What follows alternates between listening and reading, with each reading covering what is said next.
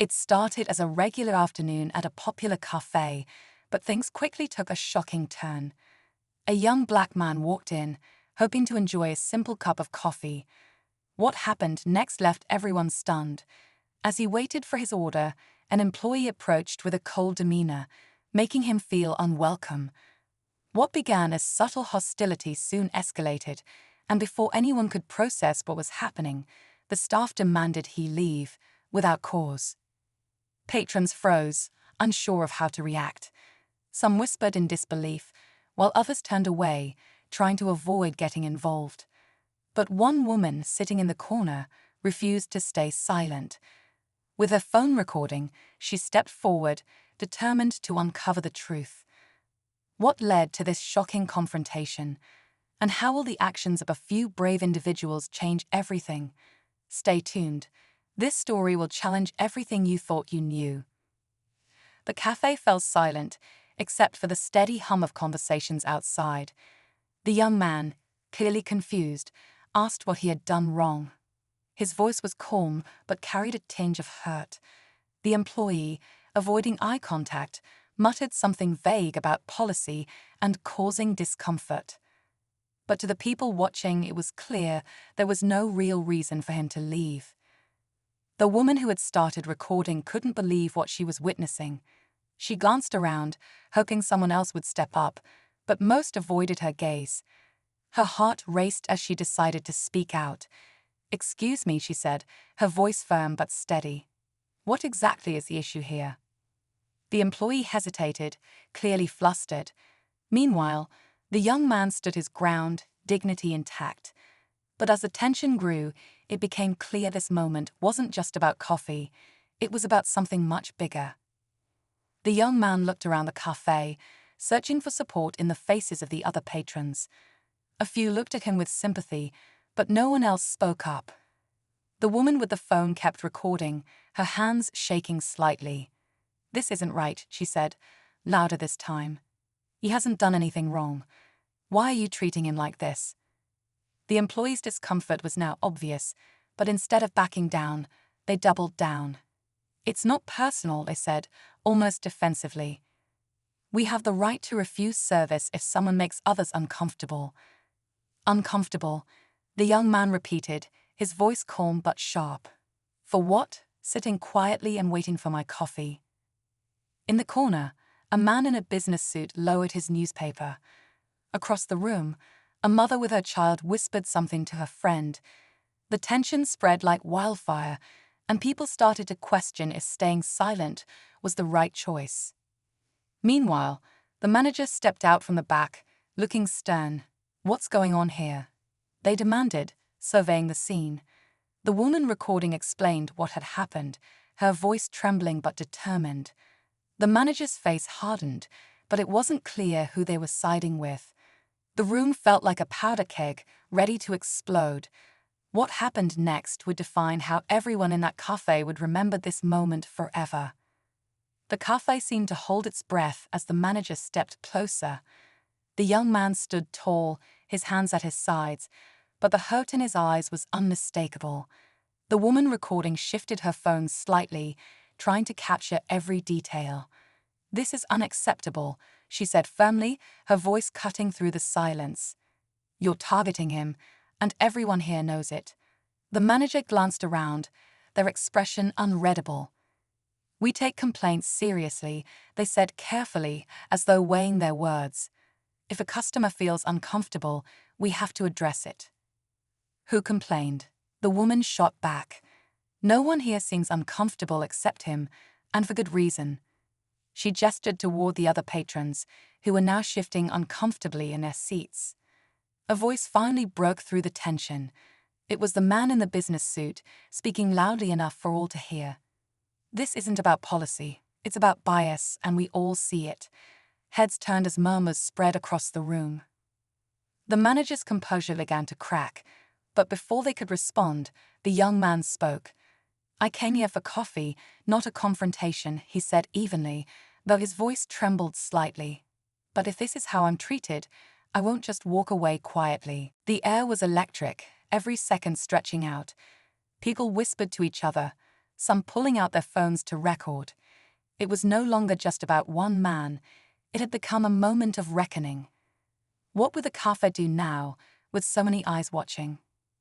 Before the manager could respond, the cafe door swung open, and an older woman in a neatly pressed uniform stepped inside. She carried an air of authority, and her badge revealed she was a regional supervisor. The room went still as she quickly scanned the scene, her sharp eyes landing on the young man, the employee, and the manager. "I received a call about an incident here," she said firmly. Her voice wasn't loud, but it carried enough weight to command attention. "What's going on?" The manager hesitated, their confidence faltering. The employee, now visibly nervous, stepped back as if hoping to fade into the background. The young man explained the situation in a calm but unwavering tone, recounting every detail of what had happened.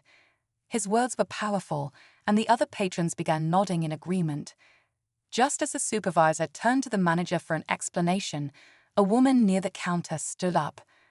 "Actually," she said, holding up her phone, "I caught the whole thing on video." The crowd gasped as the phone played back the moment the employee had approached the young man. The audio was clear, and there was no justification for the way he'd been treated. The supervisor's expression darkened as the evidence played out for everyone to see. But then, another voice interrupted. It was the employee who had been silent until now.